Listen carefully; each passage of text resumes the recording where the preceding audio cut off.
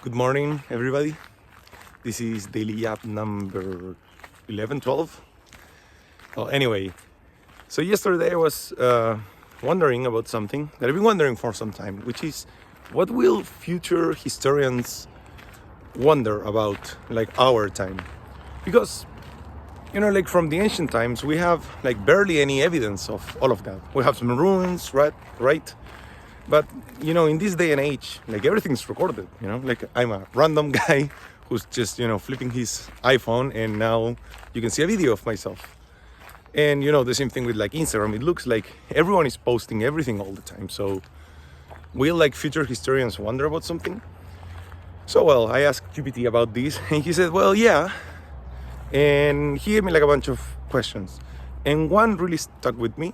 And that question was, they will miss more context of what's happening. They will have an abundance of evidence, right? Like a flood of evidence, especially now with AI. It feels like, the slop that of information that humans and AI generates is increasing so much.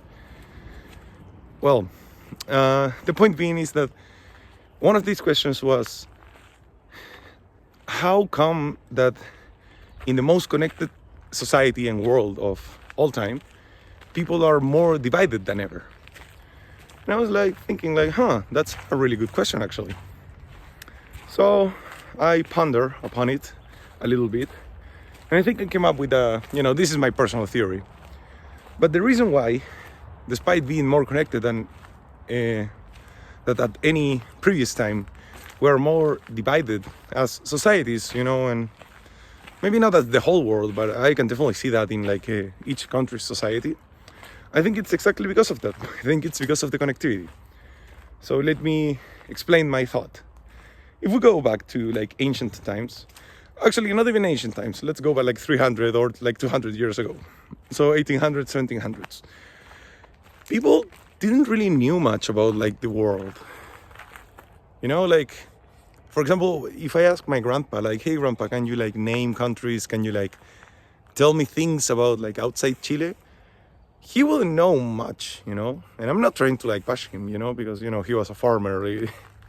You cannot like ask that much from someone that slept on hay at one point in his life.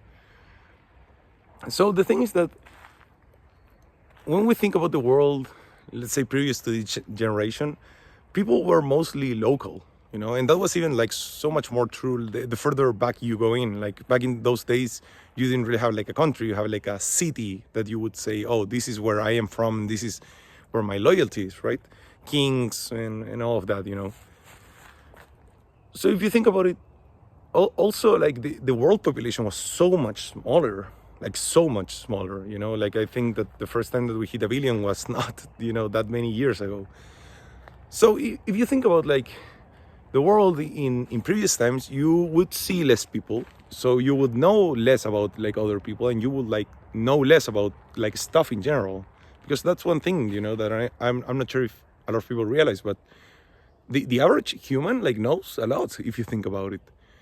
Sure, maybe not like super in depth, but like we know about the stars, we know sometimes like about the place in the universe, and we know a little bit about history, we know about biology. So it's a lot of information if you think about it. Compare once again to what people in the past knew, because in the past, like people still believe that, I don't know, ghosts existed. Well, I'm sure now also, but less people, or so I hope. But my point being is that I think that the human mind needs some kind of like separation from the community and from the society. Like the human mind is not used to having this hyperconnectivity.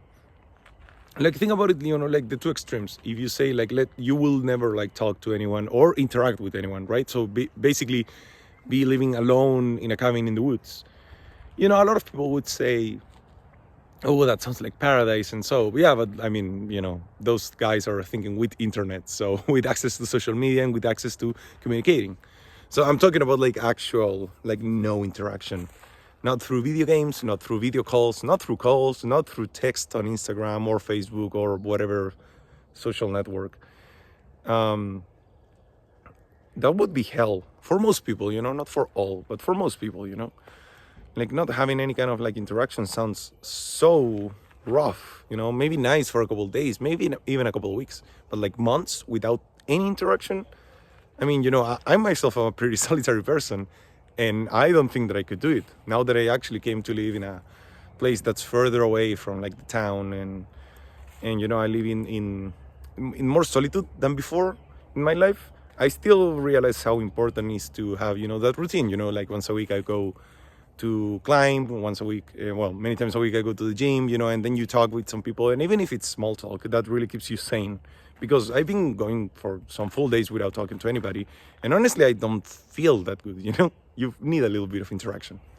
So anyway, what's the other extreme? The other extreme would be like, what if we had our minds interconnected, right?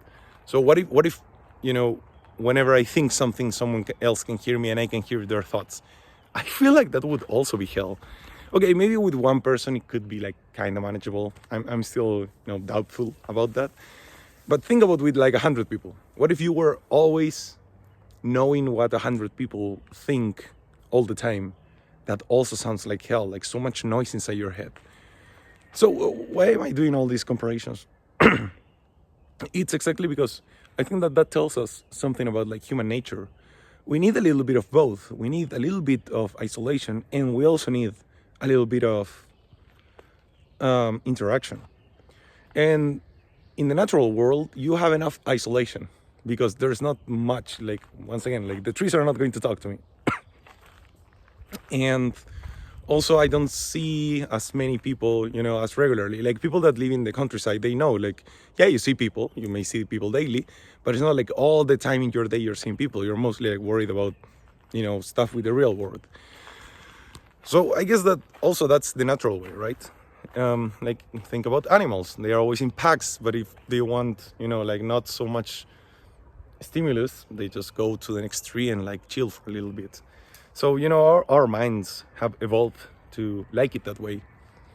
But then comes, you know, the internet and social media, which like intrinsically, they are not bad. I'm not saying that. But what I'm saying is that they are tilting the way that humans interact with the world.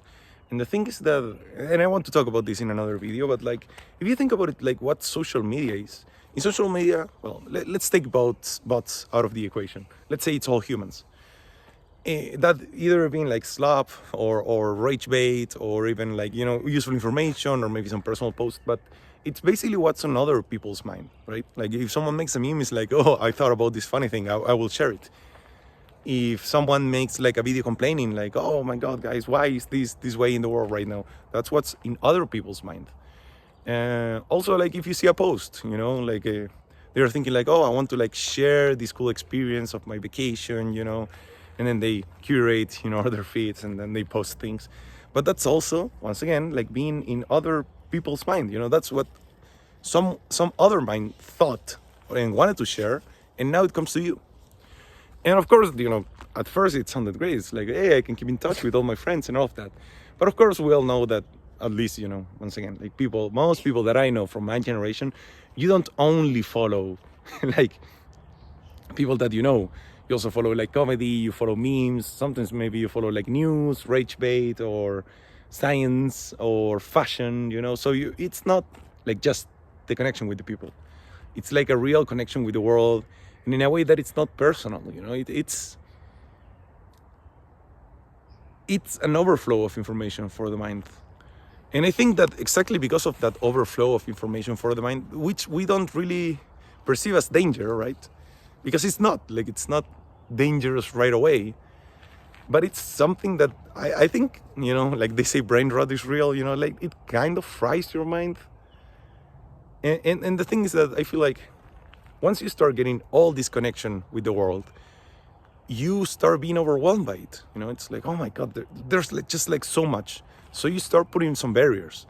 But for us humans, you know, because also the algorithm makes it so that, you know, it cuts your attention, it's so hard to just like stop it, right? You don't want to stop it because it feels like, why am I like going away from, you know, the pack? Like it's not the pack. It's just, you know, these couple people that have really annoying views on things. And that also happened in the past. I'm not saying that it didn't. But what I'm saying is that, you know, now we're more divided because I honestly feel like people are less tolerable, yeah, tolerable, tolerate. People tolerate less of different opinions, and I can see that on my friends, you know. And these are not my like far right friends. Quite the opposite. They are mostly the far left, which I personally think that has been the more how to say it, you know. Once again, less tolerable with people that think different than them.